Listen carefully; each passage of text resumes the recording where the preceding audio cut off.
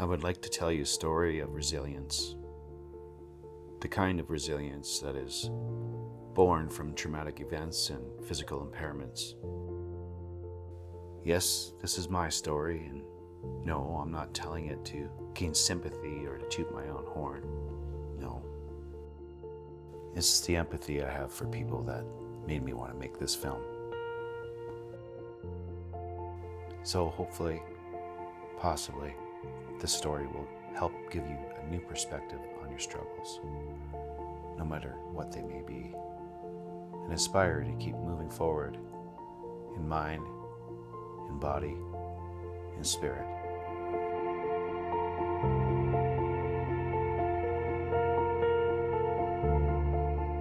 You know, I always did believe that the only limit to our life's desires is a limit of our imagination. Let me explain. Sometimes life will throw us unexpected curveballs in order to put us in the position that we are meant to be. It may seem bad or strange at the time or even hopeless. But if you could find it within yourself to never give up, I promise you this, you always will achieve what you set your mind to.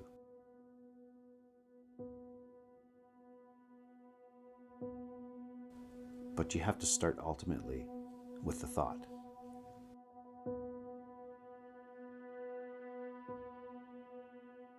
I'm a multimedia artist, and for many years I've struggled to make a living from it. Now, please keep in mind that if you're not an artist by the traditional meaning of the word or by the first thing that comes to your mind when you hear the word, it doesn't necessarily mean that the story won't or doesn't relate to you.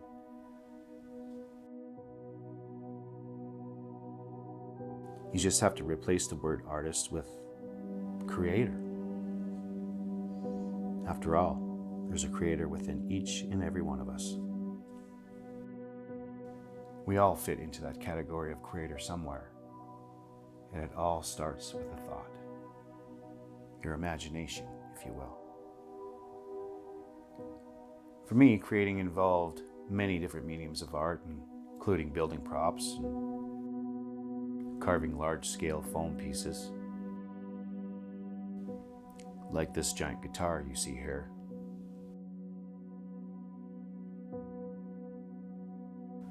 I also love drawing pet portraits, photography, and a few other things. I loved it all and was very fortunate to wake up each morning and do what I love to do. As the years passed, I began to develop problems with my arms and numbness in my hands, and the ache grew over time. My arms would ache so bad I could only handle airbrushing for short periods of time.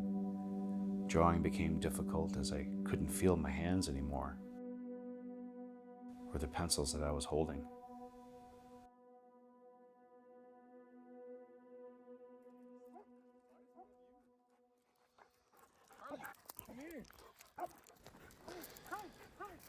I just remember you being pretty active back in the day, but then I think when I turned like 13, 14, or 15, that's when I feel like I started to see you kind of decline, and you could only go outside for so long until you needed to go inside and lay down or rest up, and then I could just see you progressively getting in more and more pain until like we'd throw the ball like once maybe, and then you'd have to like cut it out because it hurt so bad. Even driving, holding a steering wheel, became torture. The only remedy, it seemed, was to keep my arms down at all times, and that seemed to help, but the ache was always ever so present.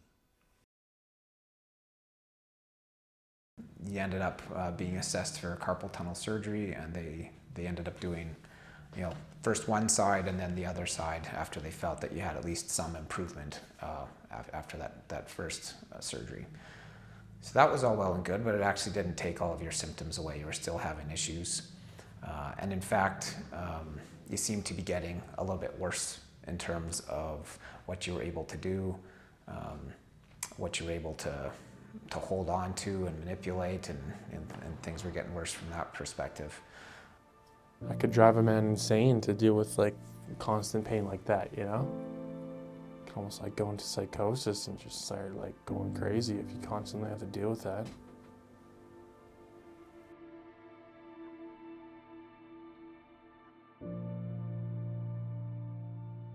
This took care of the numbness in my hands, and I could feel them again.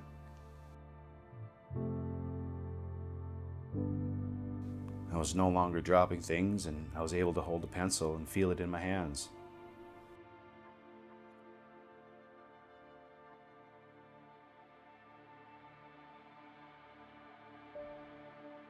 The ache in my arms was still there, though. No better either.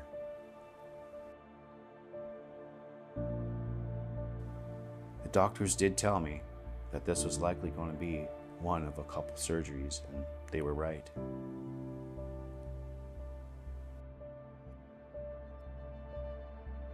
So the first surgery in December 2019 was an anterior cervical discectomy and fusion.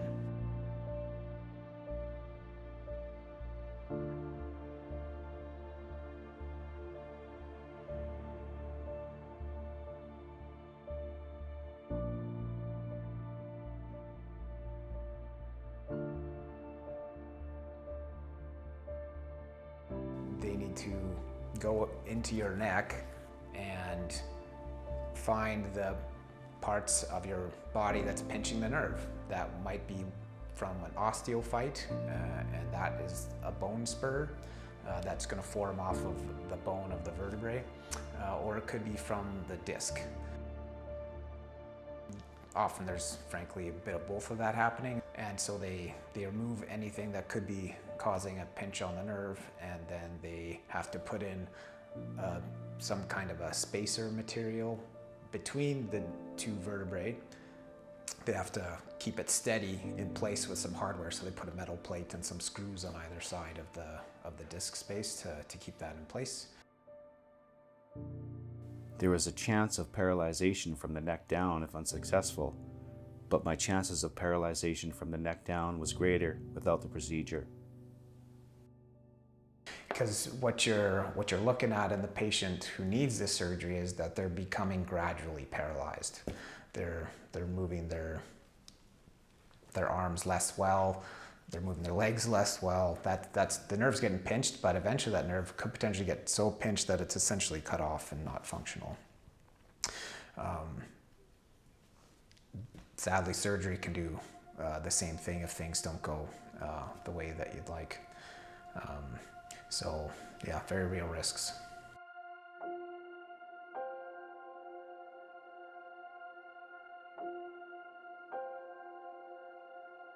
The surgery was successful and the ache had finally disappeared. I could hold the steering wheel again and I had no ache anymore in my arms.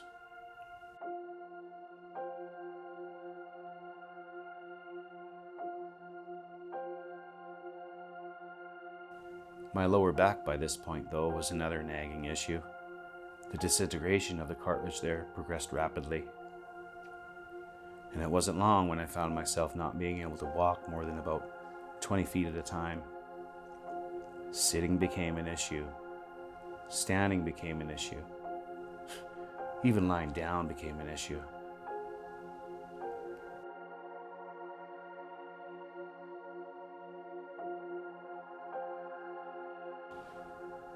I was booked into surgery to have my lower back fusion done, and when that day came, finally, to get me fixed, it was one of the happiest days of my life. Why? Well, I couldn't stand the pain anymore. Severe pain is no joke, and it's the psychological effects it has on a person that most of us don't think about or talk about.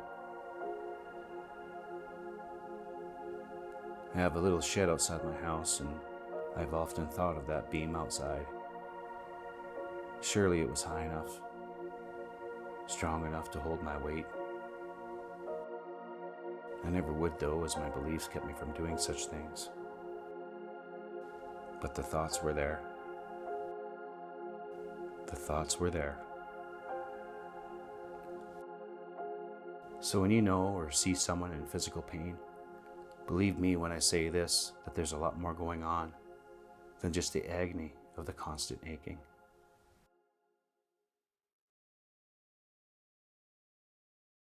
So you had to navigate all of this during COVID, which certainly didn't make things any easier.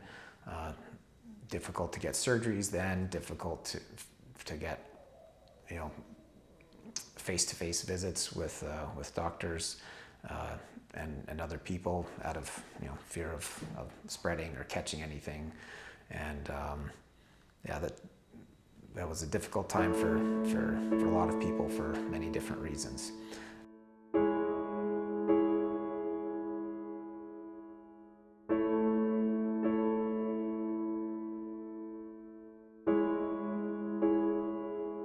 COVID time at the same time, and you were using a wheelchair, and I could only go so far. It broke my heart knowing that I couldn't continue on with you. It was very upsetting. So I left that day, went back to the hotel. I get a phone call maybe 20 minutes to half an hour later, which I thinking, okay, you're ready for surgery. And they told me to come back and pick you up because the surgery was canceled. So everything was going through my mind, but I could only imagine what you were going through.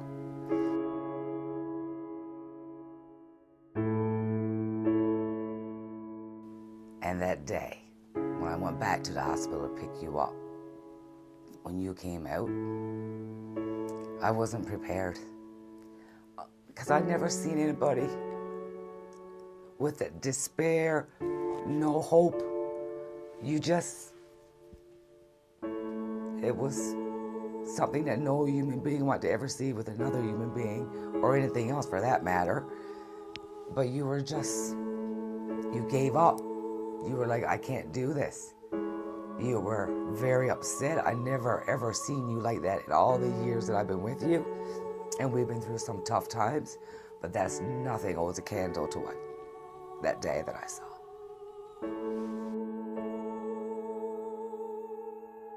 And about an hour later, we get a phone call from the hospital. I believe it's because there's so much pain you were in, and they seen how distraught you were, that you weren't getting that surgery, that you couldn't go on any longer the way you were continuing. And they scheduled you in the following morning. It was such a big relief and a load off because that was the solution, because I didn't know what to do. As a partner, as a friend, I just didn't, it was out of my hands at this point. But thankfully, I took you to the hospital, and I wasn't allowed to go back and see you. That was a tough part because I couldn't have communication. In 2020, in October, you went on to have back surgery in your lower back. This was an oblique lumbar interbody fusion and posterior instrumentation of L4 to S1. What that means is there's 2 different disc levels that were injured and needed repair. So that was, a big surgery. Again, just like they did before, they had to go inside and remove the diseased disc, remove any bone spurs that might have been forming that could be also potentially a problem, put in spacers, put in metal plates and screws for hardware to stabilize things, and then sew you back up and wish you well for recovery. The trouble there is the same as the previous trouble in that you've had injuries to those nerves that have been getting pinched for a while, and it takes a long time to recuperate. And that was how it went for you as well. And then that day when I went back to pick you up 2 weeks later, and the position that we had you in the car, and that's a 3-hour drive, the pain, that was a really traumatic drive home from Calgary.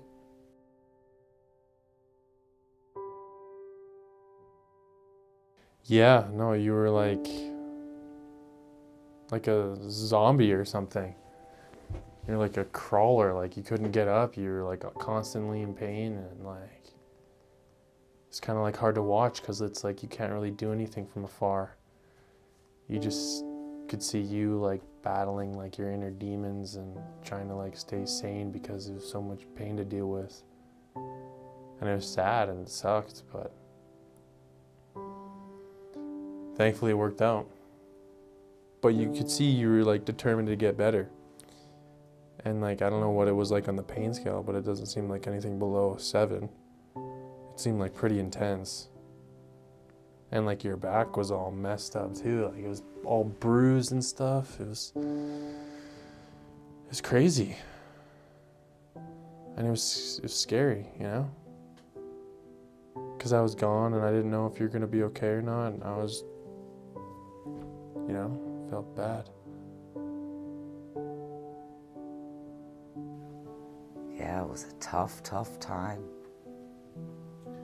And then through your healing journey, not only was I not used to seeing you in this much pain and dealing with tough times like this physically, then you started having anxiety attacks that came out of, to me, nowhere.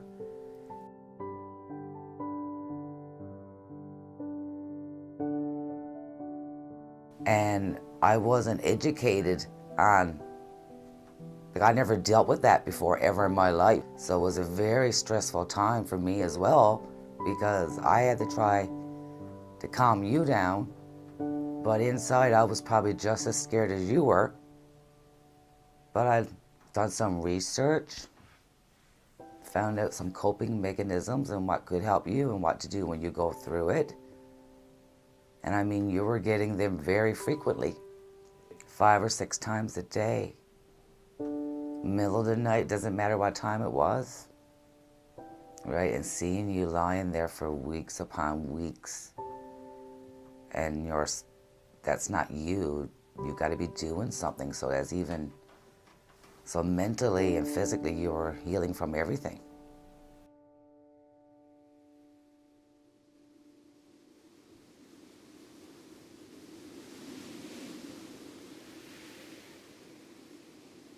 Yeah, it's not really nice out here when you're trapped. You're like 15, 20 kilometers away from town and you can't even leave your own house because the snow's so high and you're in immense pain. It's like some form of hell, honestly. Yeah, I'd have to help bring groceries or whatever you needed from town sometimes, and it wasn't the easiest because the snow drifts out here are like 12 feet high, so I had to like climb over snow drifts. It was like climbing Mount Everest, kind of what it felt like. But because who knows what would happen if you didn't have any like or antibiotics or what is it, pain medicine. Probably would have went insane.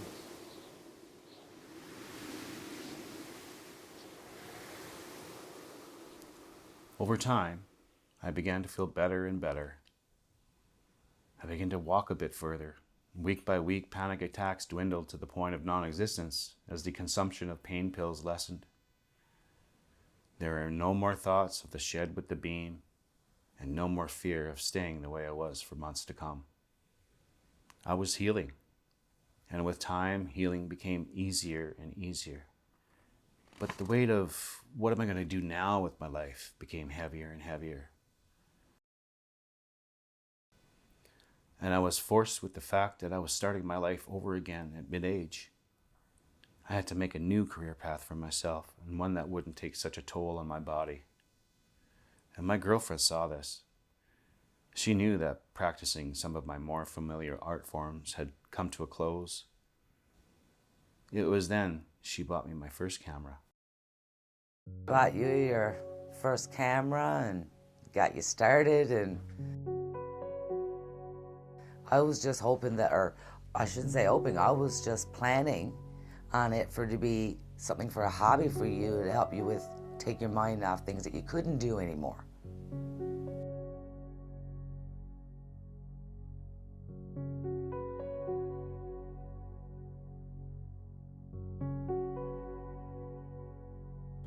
I think there was a state there after your surgery where we didn't know if you were going to get better or kind of stay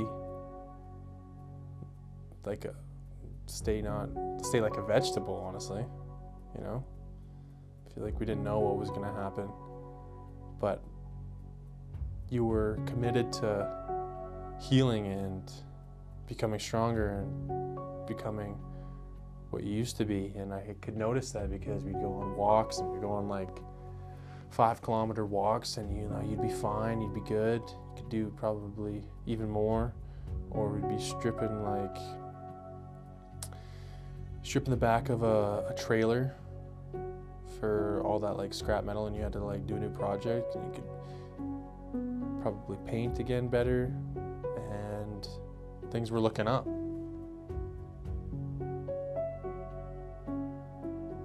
Yeah, I'm just glad to see that you're like able to physically move again, because we only got this one life to like live on this earth, so you got to take it serious, and you don't know what's gonna happen, so it's scary because you don't know what the outcome, but you got to kind of full steam ahead, and look at you now.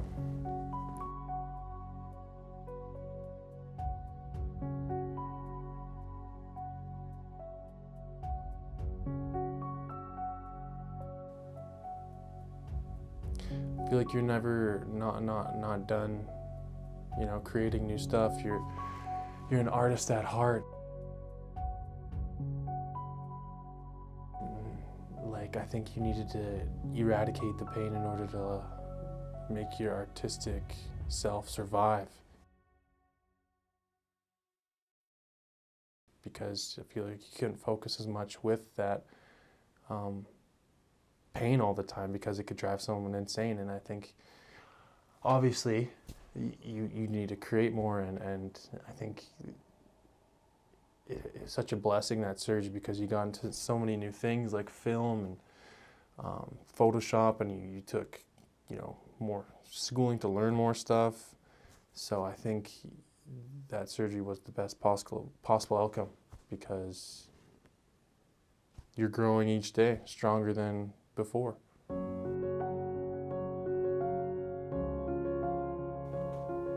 I persevered and spent countless hours developing a newfound passion. And now today, I'm making this film for you. And then it turned into everything you see today. Film, making your own documentaries, doing other people's documentaries, editing, going to school for editing.